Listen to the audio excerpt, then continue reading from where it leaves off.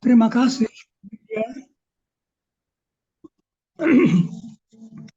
Teman-teman, tema malam ini sebetulnya mengenai siapa itu manusia. Manusia Homo sapiens itu kategorisasi kita. Apa dia kera dari yang turun dari pohon? Kita melihat dulu bagaimana pandangan ilmu alam tentang manusia sekarang. Kemudian kita lihat bagaimana pandangan itu ditanggapi oleh dunia Kristiani. Lalu saya mau menjelaskan masalah filosofis dan teologis berkaitan dengan terjadinya manusia. Lalu bagaimana kita bisa membayangkan proses itu dalam kenyataan. Dan akhirnya apakah Tuhan mungkin ada tempat juga di dalam itu. Teman-teman, saya mulai dengan Auguste Comte. Auguste Comte itu seorang filosof dan sosiolog Prancis pada bagian pertama abad ke-19. Jadi sudah hampir 200 tahun yang lalu. Dan Auguste Comte itulah yang merumus pandangan pencerahan dalam suatu hukum yang disebut hukum 3 tahap. Dia mengatakan manusia itu mencari rasionalitas. Sejak semula dia mencari rasionalitas. Beda dengan binatang, dia ingin mengerti. Ada hal yang dia mengerti. Misalnya kalau jatuh patah kaki, bisa dimengerti. Tetapi bagaimana kalau ada misalnya banjir besar mendadak, atau hama tikus, atau hama penyakit itu. Orang yang tentu belum punya ilmu alam, lalu merasa bahwa itu mesti disebabkan di alam gaib. Jadi ia mengatakan alam gaib, para dewa Tuhan yang mengirim misalnya sebagai hukuman penyakit pes atau sebagainya. Itu tahap pertama. Comte menyebut tahap itu tahap agama dan takhayul. Jadi dia kurang lebih menyamakan agama dengan takhayul. Orang mencari pengertian, dia tidak menemukan suatu alasan, maka dia percaya mesti di alam seberang. Filsafat Yunani membuka tahap yang kedua. Mereka tidak lagi puas dengan keagamaan tradisional itu, keagamaan yang milik takhayul. Mereka mencari jawaban atas semua kejadian dalam hakikat realitas. Jadi dalam filsafat yang mau memikirkan realitas yang kita alami termasuk manusia itu apa. Jadi dia mencari jawaban dalam filsafat. Tahap ketiga baru betul-betul berkembang di masa pencerahan. Jadi sejak akhir abad ke-16, di mana manusia mengembangkan ilmu alam, membantah bahwa matahari mengitari bumi dan mengatakan bumi mengitari matahari meskipun kesan itu berbeda. Isaac Newton luar biasa berhasil menemukan dasar hukum alam yang sampai sekarang masih berlaku. Segenap kejadian di alam punya sebab di alam. Dulu manusia di Eropa mengira bahwa bintang-bintang, matahari, bulan bergerak di langit karena didorong oleh malaikat. Tapi sejak Newton, kita tahu tidak perlu ada malaikat di situ. Itu berdasarkan dua hukum dasar realitas, hukum gravitasi, jadi bahwa massa saling menarik, dan hukum inersi, bahwa suatu benda kalau tidak dihalangi meneruskan keadaan gerakan yang sedang dia alami. Dan dengan dua hukum alam itu kita bisa mengerti seluruh alam raya. Comte mengatakan itu tahap yang ketiga. Agama dan takhayul dan filsafat diganti dengan pengetahuan yang sebenarnya, pengetahuan berdasarkan ilmu alam. Jadi itu sesuatu yang luar biasa. Nah, yang dirumuskan Darwin sepertinya dibenarkan oleh ajaran evolusi Charles Darwin. Anda harus ingat, umat Kristiani dan sedikit berbeda umat Islam yakin bahwa alam raya diciptakan langsung oleh Allah. Diperkirakan waktu itu sekitar 7-8 ribu tahun yang lalu, seperti ditulis dalam kitab Genesis bab pertama. Pada asal mula Allah menciptakan langit dan bumi, memisahkan cahaya dari kegelapan, air di atas, air dari bawah, air di laut, dari tanah daratan, dan seterusnya.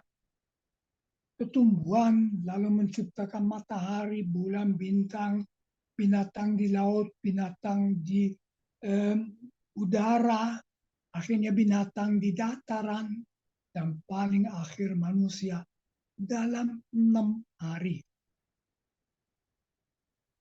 Datanglah Darwin dan mengatakan tidak ada penciptaan. Seluruh organisme dari yang paling sederhana seperti misalnya bakteri, tumbuhan, binatang sampai manusia adalah hasil evolusi. Evolusi berarti perkembangan semata-mata atas dasar hukum alam selama jutaan tahun. Sekarang kita tahu selama 3,6 miliar tahun. Organisme hidup pertama, belum bakteri, itu 3,6 miliar tahun yang lalu. Luar biasa itu. Lama-lama berkembang semata-mata karena dua faktor.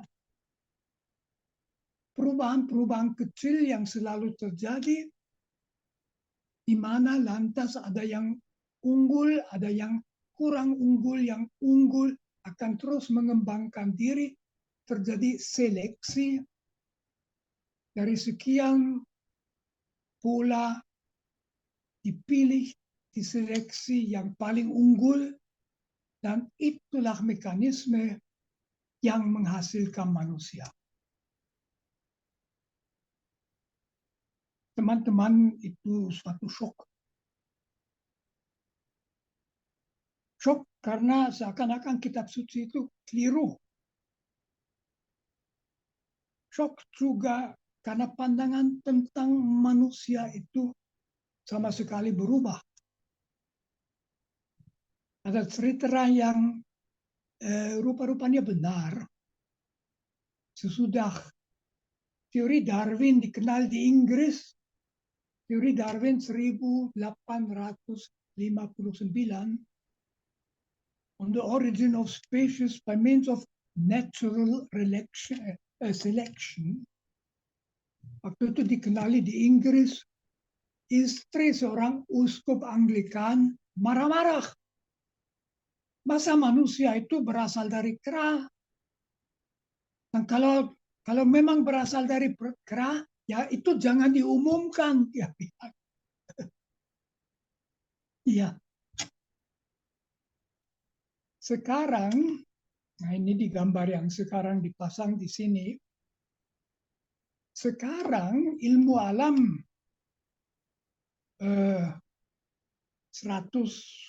lebih dari 150 tahun sudah Darwin membenarkan Darwin dan menulis berpendapat bahwa manusia itu berkembang dengan langkah-langkah seperti ini.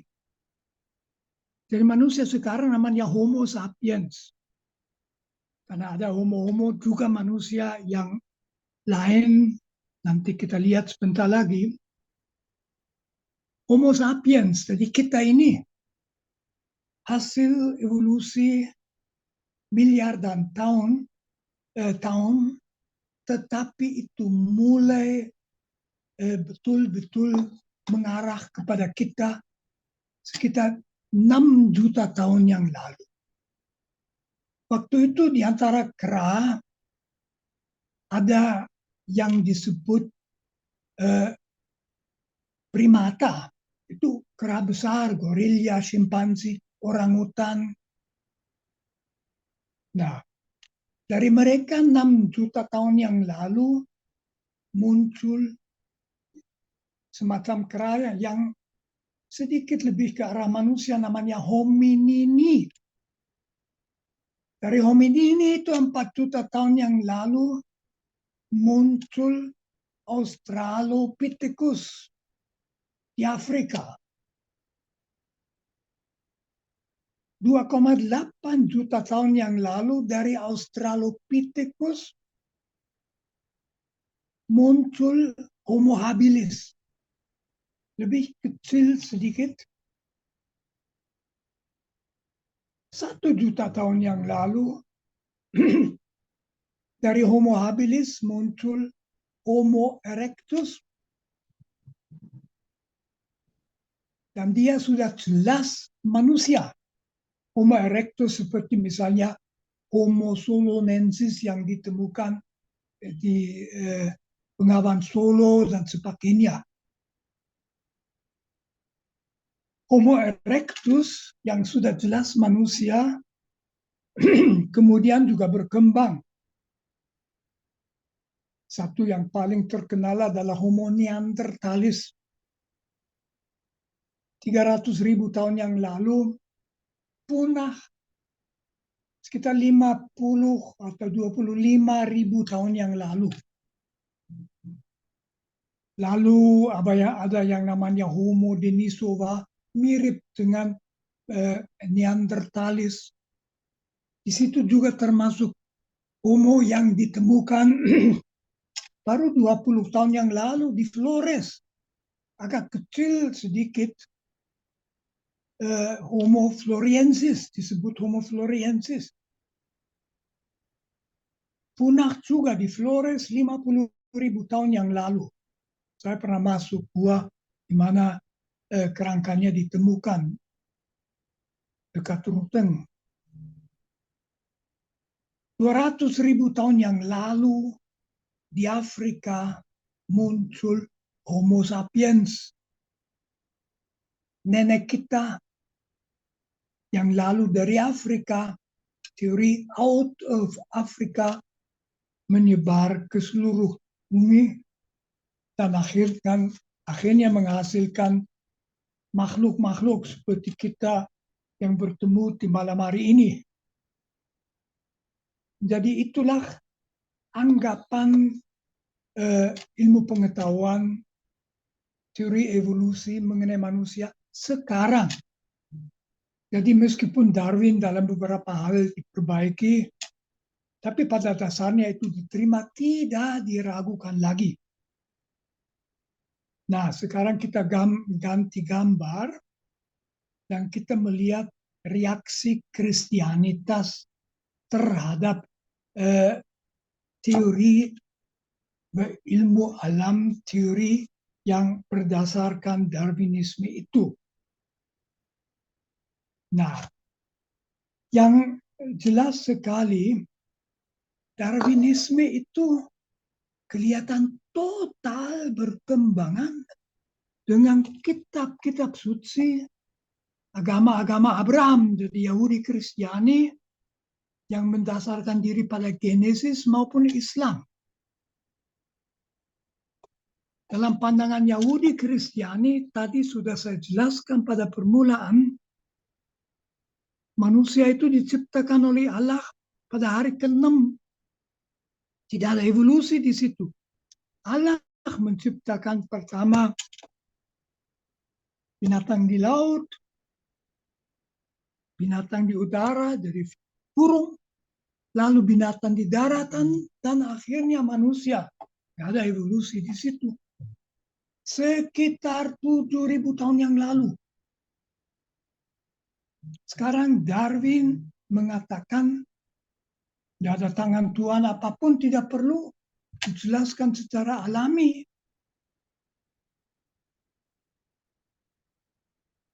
Dan Islam itu sedikit berbeda. Kalau di Kristiani Yahudi, manusia diciptakan dalam Firdaus. Kemudian berdosa dan diusir. Lalu mulai sejarah kita ini yang susah payah. Menurut Islam, manusia pertama, Adam dan Hawa, diciptakan di surga.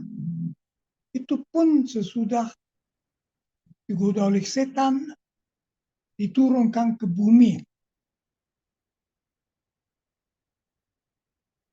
Yang sama dalam tiga agama itu, Yahudi, Kristiani, Islam,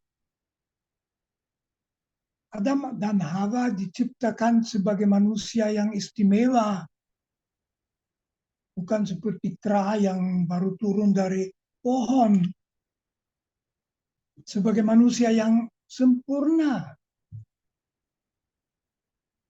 Dan baru karena dosa, dia diturunkan dari surga, atau kalau Kristiani Yahudi, diusir dari Firdaus, dan mulai terjadi kisah pengalaman kita. Reaksi Kristianitas waktu itu shock. Di Amerika Serikat ada gereja-gereja evangelikal yang menolak evolusi langsung. Dan mereka menyebutkan diri fundamentalis.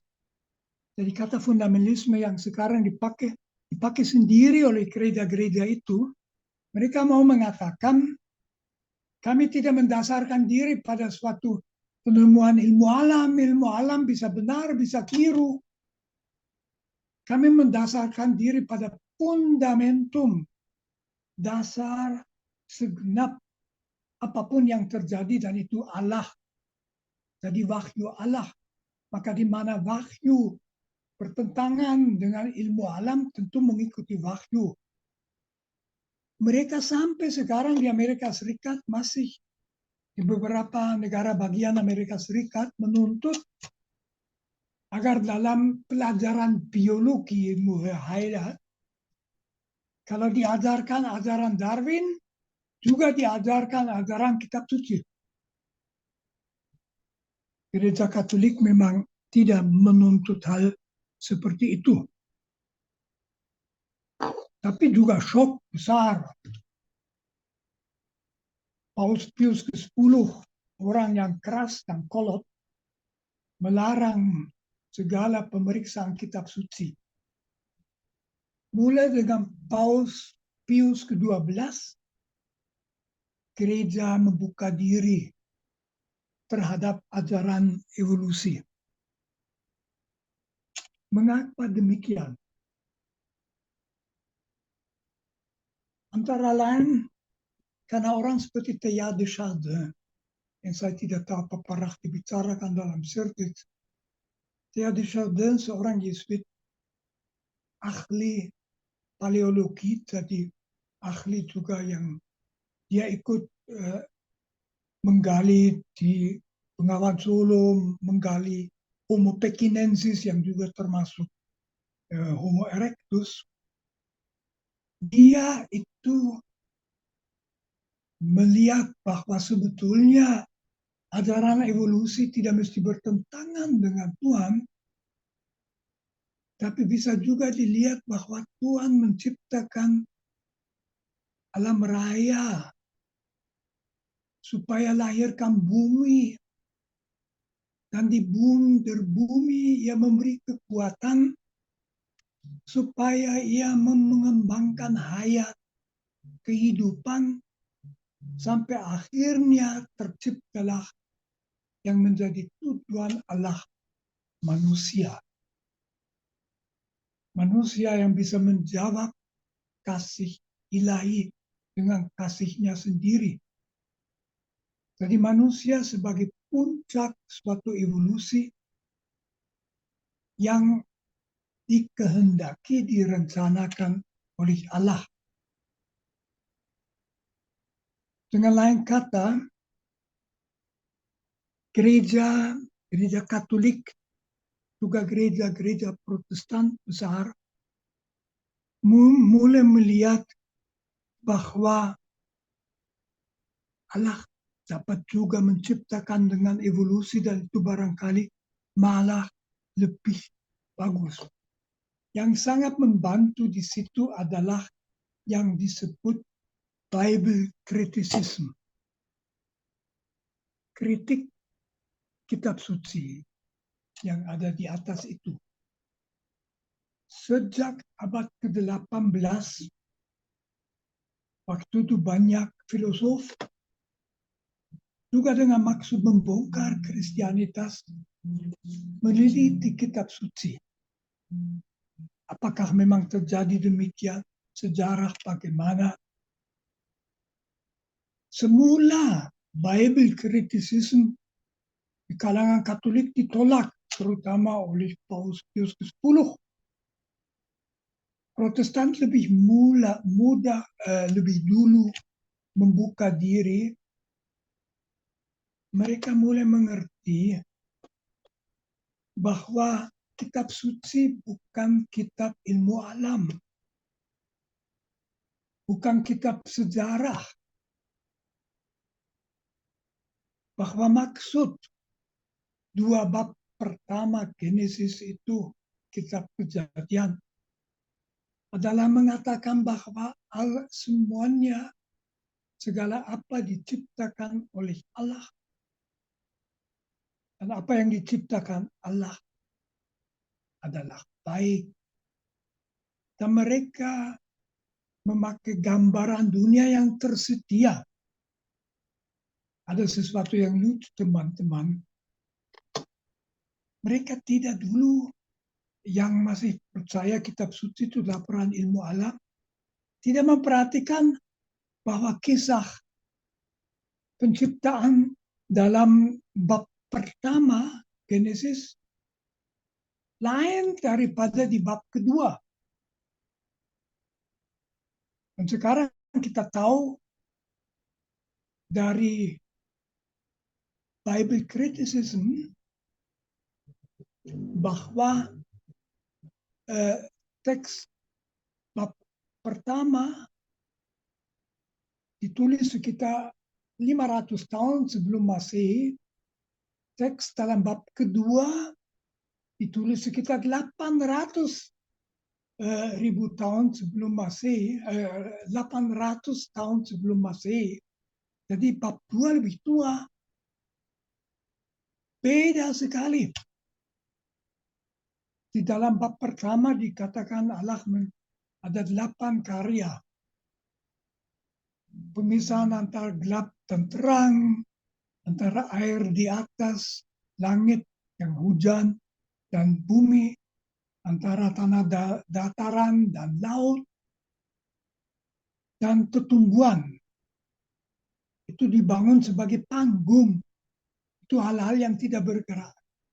Lalu pada hari keempat, karya kelima diisi ikan dan makhluk laut, burung, makhluk di udara, lalu makhluk di dataran, dan kedelapan manusia. Dalam bab kedua, pertama tanah masih kering kosong. Pertama Allah menciptakan manusia dari tanah. Adam. Lalu baru Allah menciptakan pohon rumput hijau. Kemudian Allah menciptakan binatang. Karena manusia pertama Adam itu merasa sepi. Tapi Adam tidak menemukan di antara binatang-binatang yang cocok sebagai kawan hidup. Maka Allah menciptakan perempuan Hawa dari rusuk Adam. Manusia dari manusia. Lalu dilanjutkan dengan dosa dan pengusiran. Aneh bahwa dulu tidak kelihatan bahwa dua kisah itu berbeda. Yang sama sekali tidak menjadi masalah karena dua-duanya tidak mau memberikan laporan, tetapi pengertian tentang apa yang dikehendaki oleh Allah. Maka dari itu gereja-gereja tidak lagi keberatan menerima bahwa manusia itu hasil sebuah evolusi. Mereka yakin evolusi sendiri karena kekuatan yang diletakkan Allah dalam alam raya itu. Akan tetapi teman-teman, yang kita bisa ganti gambar, memang ada masalah. Tidak begitu jelas menjelaskannya. Yang satu saya sebut masalah filosofis, yang satu masalah teologis. Nah, masalah filosofis begini,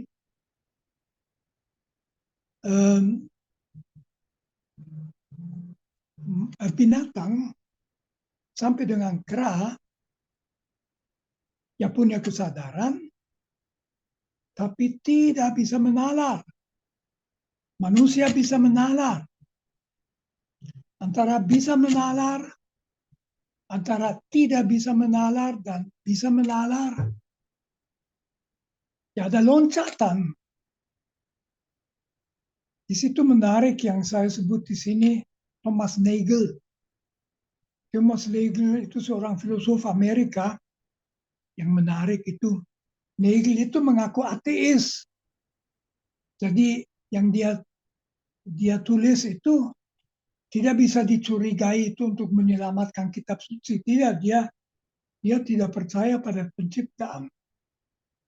Tapi Nagel mengatakan neo-Darwinisme hampir pasti keliru.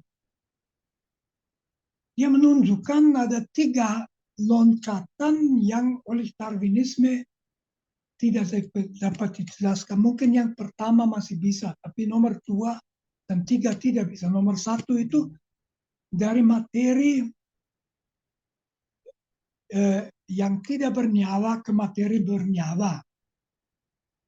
Jadi dari eukaryotes sampai menjadi makhluk bersel yang memperbanyak diri. Tapi yang jelas tidak bisa adalah bahwa dari organisme-organisme yang tidak berkesadaran muncul kesadaran. Coba kita potong dahan dari pohon. Pohon tidak merasa sakit. Kita pohon kaki dari kucing, ya sakit. Itu suatu perbedaan yang tidak bisa kecil-kecil lama-lama ada perasaan, itu tidak ada. Atau tidak ada. Kok bisa itu? Lalu Nagel itu juga mengatakan munculnya kemampuan untuk bernalar. Binatang bisa merasakan, mempunyai insting, mempunyai simpati, mungkin bisa benci, tapi tidak bisa berpikir. Hanya manusia yang bisa berpikir dengan kepastian. Misalnya, sederhana ya, 2 tambah 3 itu berapa? Itu 5. Selalu 5. Tak mungkin tidak 5. Tuhan Allah pun tidak bisa membuat 2 tambah 3 menjadi bukan 5. Itu suatu kepastian logis, manusia bisa mengerti hal itu.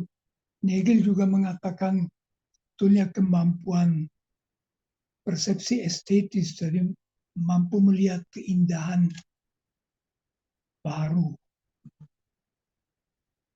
Memikirkan itu baru.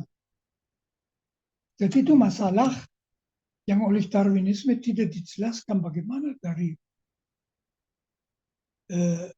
organisme yang tidak punya kesadaran muncul yang punya kesadaran. Bagaimana dari kesadaran muncul kemungkinan untuk bernalar hal-hal yang abstrak.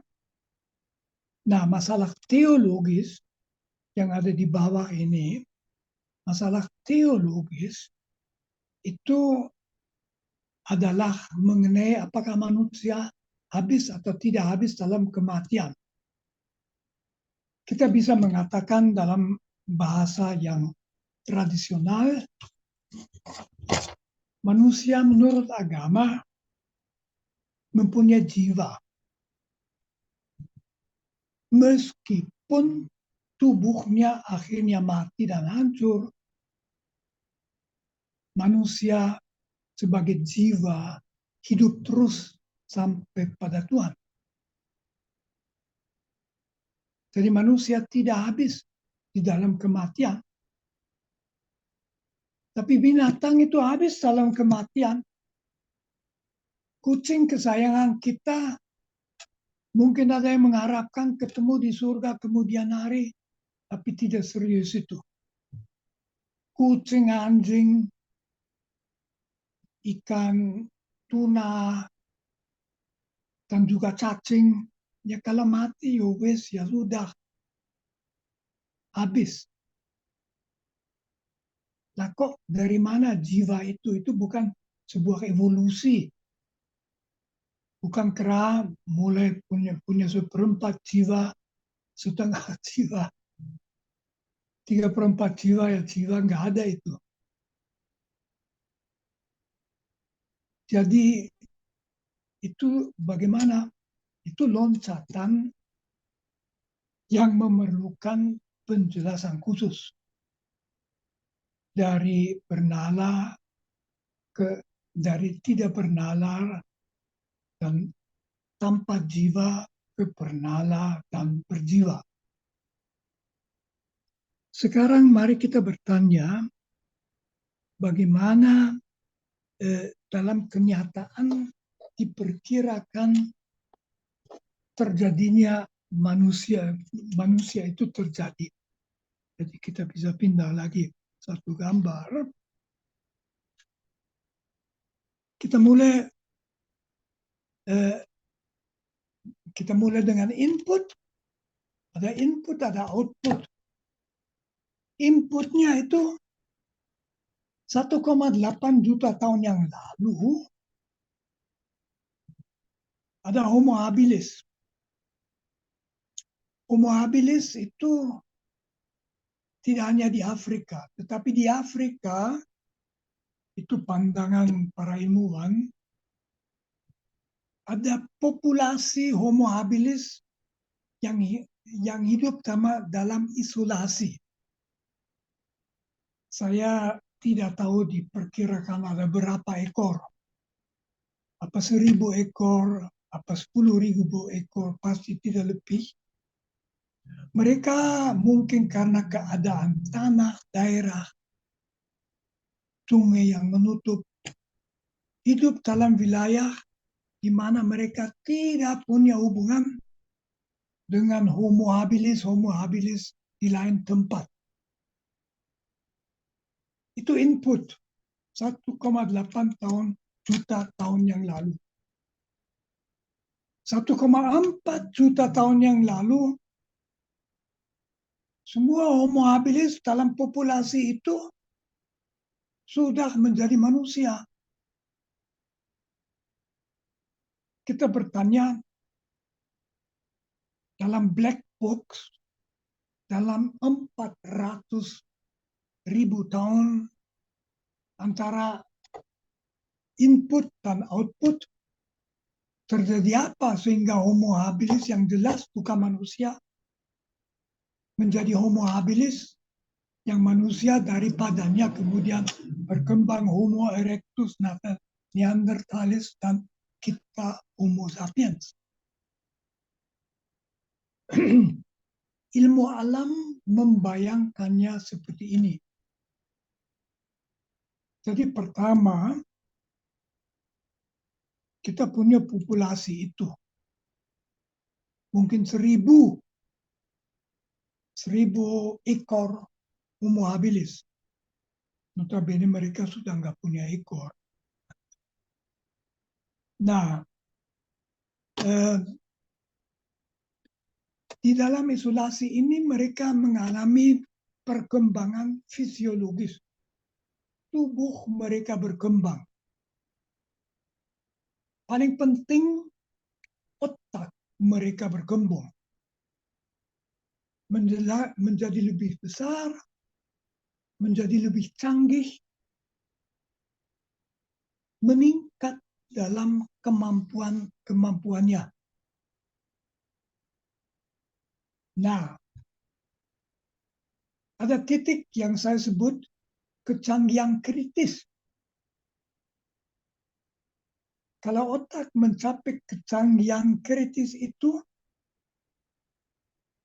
otak mempunyai dasar fisiologis untuk menunjang kemampuan bernalar.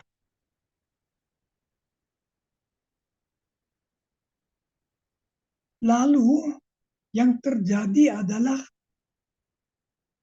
kapan dalam 400.000 tahun kita tidak tahu, tapi tentu terjadi berulang-ulang.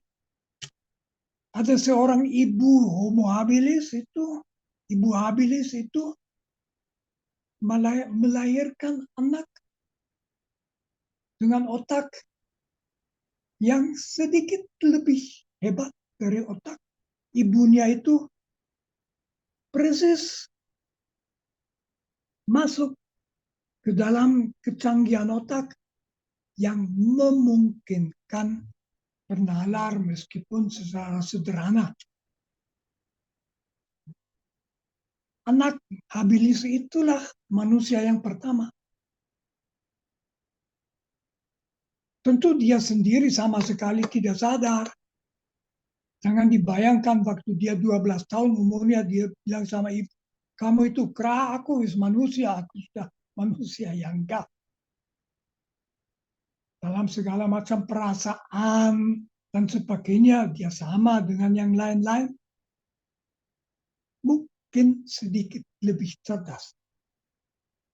Kita tahu kalau ada bayi diambil sebagai anak oleh serigala, terjadi beberapa kali di Eropa. dia dibesarkan oleh serigala. Lalu dia bersuara hampir seperti serigala, tentu tidak bisa omong. Kemudian ditemukan sangat sulit diintegrasikan ke dalam umat manusia karena dia menjadi besar ya para serigala. Tentu saja begitu juga anak habilis itu yang sudah dari manusia. Nah ini kiranya tidak terjadi satu kali, tetapi berulang kali, 10 kali, 50 kali, 100 kali. Mereka menjadi besar, 400.000 tahun itu panjang. Anak habilis kawin dengan anak yang belum habilis, tetapi makin banyak juga kawin dengan habilis. Lama-kelamaan semua anggota populasi ini menjadi manusia.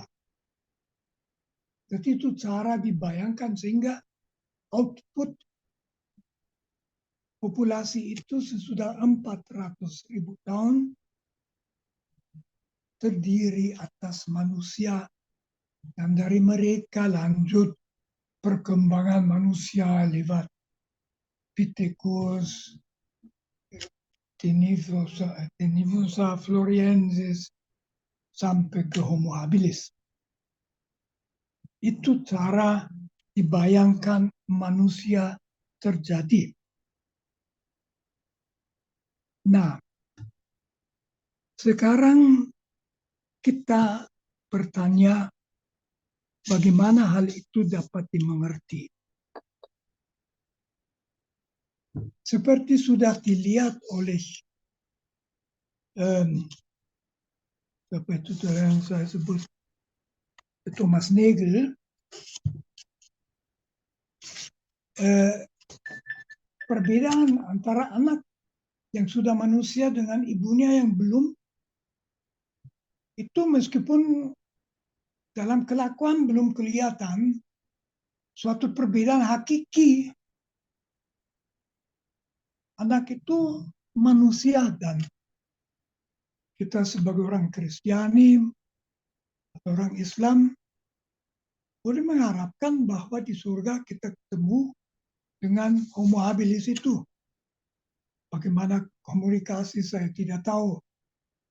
Wah, mungkin apa dia memperkenalkan diri atau aku Homo habilis yang pertama yang jadi manusia. Ya, kita tidak berspekulasi. Bagaimana loncatan itu bisa secara filosofis dijelaskan? Thomas Nagel sudah mengatakan teori evolusi mutasi kecil, seleksi antara yang lebih hebat, tidak menjelaskan terciptanya kemampuan yang sama sekali baru, yaitu kemampuan untuk bernyala. Jadi ini sesuatu di mana ilmu alam sebetulnya menghadap suatu pertanyaan yang tidak dipecahkan. Dari mana kerohanian manusia itu? Yang juga berarti bahwa saat itu dia mempunyai jiwa. Nah, di sini kita bisa menjawab bagaimana andai kata ada Tuhan. Nagel sendiri, sekali lagi dia seorang ateis, mengatakan perkembangan itu tidak bisa dijelaskan tanpa yang dia sebut entelehi. Itu kata Yunani. Entelehi berarti sesuatu tujuan yang sudah ada terbudut di dalam organisme-organisme. Tapi bagaimana tujuan itu dijelaskan? Nagel tidak menjelaskan. Di situ dia diam. Tetapi bayangkan, andai kata Tuhan ada, andai kata betul yang kita percayai bahwa alam raya itu tidak mendadak dalam Big Bang masuk eksistensi, kemudian berkembang menurut hukum alam, tetapi diciptakan oleh Allah. Tentu Allah menciptakan juga hukum alam. Jadi dia berkembang menurut hukum alam, tetapi diciptakan dengan maksud untuk akhirnya menghasilkan manusia. Manusia sebagai tujuan ciptaan. Manusia sebagai tujuan alam raya. Mengapa manusia? Tentu karena manusia beda dengan binatang, apalagi tumbuhan, bisa menjawab kasih Tuhan. Manusia itu meski sangat tidak seimbang berada dalam hubungan dialogal dengan Tuhan. Umpamanya Tuhan menciptakan alam raya demi manusia. Satu kenyataan yang begitu mengherankan bisa dimengerti. Perkembangan alam raya sejak dari nanodetik, pertama nanodetik itu seperjuta detik, begitu tidak probabel. Ketidakprobabilan atau keprobabilan perkembangan alam raya tidak lebih daripada 1 di antara 10 juta kemungkinan lain. Lah kok yang 1 itu yang jadi nyata. Kemudian evolusi di bumi lebih tidak probabel lagi.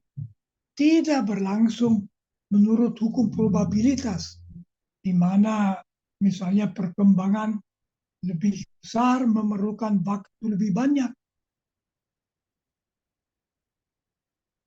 Mengapa kok alam raya, bumi, seakan-akan selalu memilih 1 di antara jutaan kemungkinan lain, satu-satunya yang menuju pada manusia. Andai kata Tuhan menciptakan alam raya demi manusia, bisa dimengerti bahwa yang kelihatan secara ilmu alam kebetulan, dari perspektif Tuhan tidak kebetulan. Tuhan menciptakan demi alam raya, demi manusia. Jadi kalau kita percaya pada Tuhan, teka-teki evolusi termasuk teka-teki evolusi manusia hilang. Itu tidak berarti yang kadang-kadang dilakukan juga beberapa orang, seakan-akan Allah mencampuri kekuatan alam. Tidak semuanya terjadi karena kekuatan alam, tapi berdasarkan suatu tarikan di dalam ke arah manusia. Jadi kepercayaan pada Allah bisa lebih mudah mengerti mengapa terjadi evolusi yang sedemikian, sebetulnya nggak masuk akal, mengagumkan, bagus, dan akhirnya menghasilkan kita.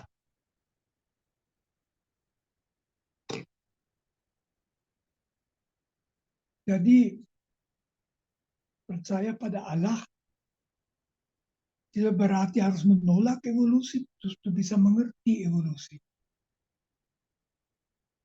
Masih 2 pertanyaan sebagai penutup. Saya kira mengenai kematian nanti saya tidak mau bicara lagi. Pertama, Adam dan Hawa itu siapa? Nah, itu jelas Adam dan Hawa seperti kita secara tradisional mempercayainya, ya tidak ada itu. Manusia pertama adalah Homo habilis, yang mungkin sendirian, anak orang ibu yang masih belum homo. Dan semua anak yang sudah manusia Homo habilis, mereka lah Adam dan Hawa. Tentu mereka manusia yang sangat sederhana. Pada permulaan belum dengan suatu bahasa seperti yang kita lihat. Tetapi perjalanan lewat sejarah mulai dengan mereka. Jadi Adam dan Hawa memang bukan dua orang tertentu. Kalau kita meninggal dan Tuhan baik membawa kita ke surga, ya tidak akan ada Adam dan Hawa datang perkenalkan diri, aku ini Adam dan ini istriku Hawa, tidak. Tapi mungkin banyak Homo habilis kecil dan kita akan gembira dengan mereka. Karena di hadapan Tuhan, perbedaan antara kita yang otak besar juga bisa berdosa besar dengan mereka yang otaknya masih sederhana, tidak berat. Pertanyaan kedua yang tentu muncul, apakah mungkin di planet lain berkembang manusia juga? Sedikit seperti di bumi ini. Di situ tentu kita tidak mengetahuinya. Andai kata ada manusia, artinya makhluk berakal budi, sangat tidak masuk akal bahwa kita ketemu karena jarak-jarak di angkasa itu terlalu jauh. Karena ada miliar dan matahari. Ilmu alam, ilmu falak mengatakan ada ribuan planet seperti kita berjarak jutaan tahun cahaya. Cahaya saja yang jalan 300.000 kilometer per detik akan butuh 1 juta tahun dari sana. Jadi kita, meskipun banyak orang bilang dengan alien bisa saja, tapi saya tidak percaya sekali. Saya kira nggak pernah akan ketemu dengan alien itu. Itu hanya fantasi. Nah, ada dua kemungkinan. Kemungkinan bahwa bumi itu satu-satunya planet di alam raya yang raksasa itu, yang punya manusia itu nyata. Mengapa? Karena ketidakprobabilan. Begitu tidak probabel kita ini berkembang, sehingga satu kali terjadi udah lumayan. Jadi itu sangat mungkin bahwa memang kita hanya. Tetapi kemungkinan lain bahwa ada beberapa planet mirip dengan planet kita bumi itu ratusan ribu di alam raya jauh dari kita, di mana juga berkembang manusia, itu mungkin. Tentu saja mereka itu oleh Tuhan akan sama diperhatikan dengan kita. Tidak perlu kita berspekulasi apakah kalau puji Tuhan kita masuk surga, lalu kita diperkenalkan ini di pojok itu ada yang dari bintang A dan dari bintang B dan sebagainya. Saya kira tidak. Ya ini sedikit teman-teman, saya kira saya akan berhenti saja sekarang. Silahkan kalau ada pertanyaan.